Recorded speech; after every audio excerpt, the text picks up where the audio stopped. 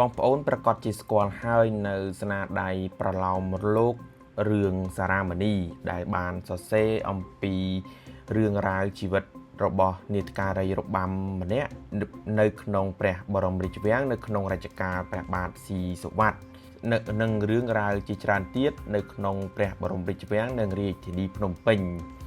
តើរឿងសារ៉ាម៉ានីនេះជារឿងពិតឬក៏ជារឿងប្រឌិត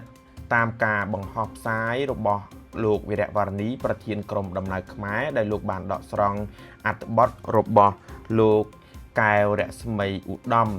បានសរសេរថាស្នាដៃប្រឡោមលោករឿងសារ៉ាម៉ានី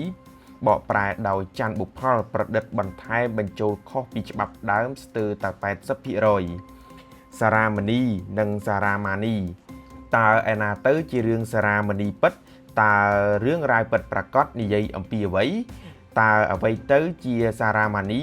បកប្រែដោយច័ន្ទបុផលភាពខុសគ្នារវាងសៀវភៅប្រឡោមលោកសារ៉ាម៉ានីជាភាសាខ្មែរប្រែសម្រួលដោយលោកច័ន្ទបុផលនិងច្បាប់ដើមជាភាសាបារាំងលោកច័ន្ទបុផលបានកាត់ចោលច្បាប់ដើមអស់ពីចម្ពោះនិងមួយផ្នែកធំនៃចម្ពោះទី3ក្រៅពីនោះលោកច័ន្ទបុផលក៏បានកែកលៃបោកភូតខុសពីច្បាប់ដើមស្ទើរតែ 80% លោកច័ន្ទបុផលចេញផ្សាយនៅសម័យសាធារណរដ្ឋខ្មែរបានបកប្រែភូតកុហកនៅក្នុងចំណុចដូចជា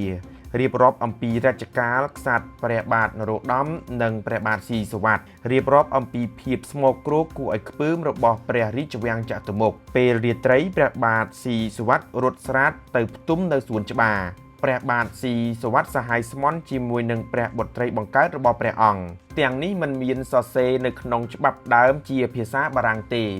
លោកកែវរស្មីឧត្តមបានបញ្ជាក់ទៀតថា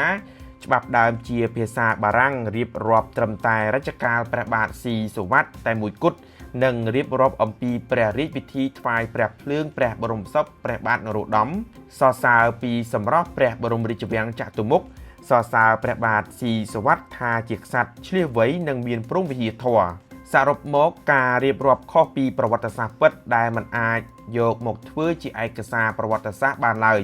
ហើយថែមទាំងបង្កឲ្យមានការមើលងាយរាជានិយមទៀតផង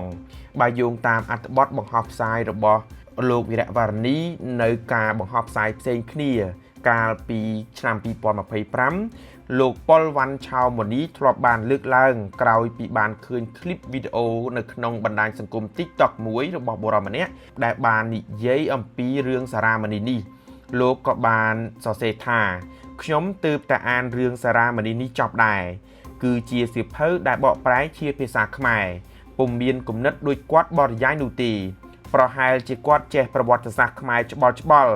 ដូចគាត់សារភាពនោះហើយបានជាគាត់យល់ផ្ទុយពីខ្ញុំ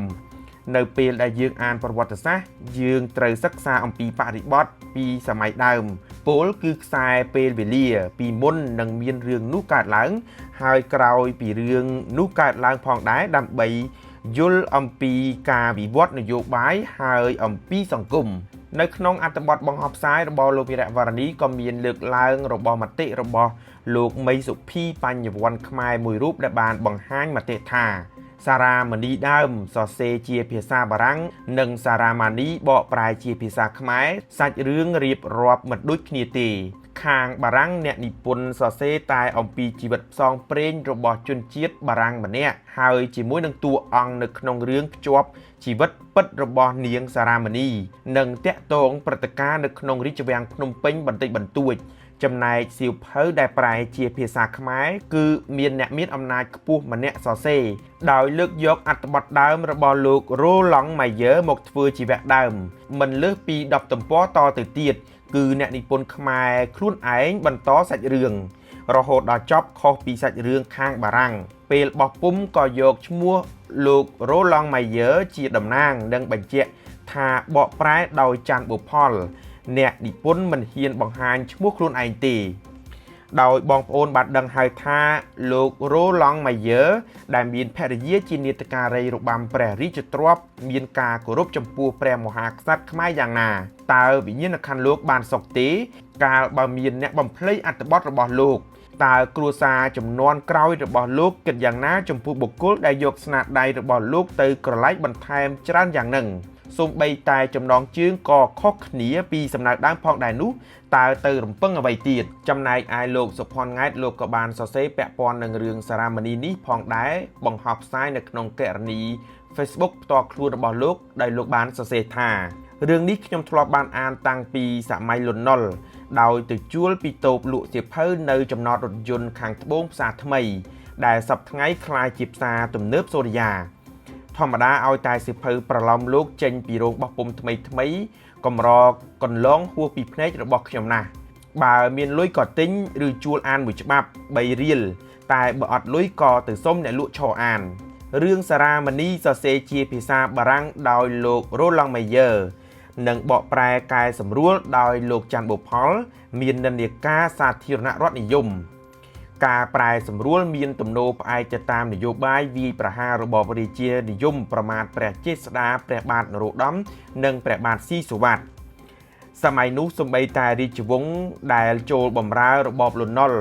ក៏មិនពេញចិត្តនឹងការប្រែសម្រួលនេះផងដែរព្រោះប្រមាថដល់ព្រះរាជអាយកោនរោត្តមនិងស៊ីសុវត្ថិដោយឃ្លាមួយដែលបានសរសេរប្រែសម្រួលនៅក្នុងសារមណីបកប្រែដោយលោកច័ន្ទបូផលបានសរសេរថាព្រះបាទស៊ីសុវត្ថិដាក់វេនឲ្យស្រីស្នំចូលក្រឡាបន្ទុំជាមួយស្ដេចក៏ដេញអ្នកមនាងទាំងនោះឲ្យទៅលាងក្តិតសិន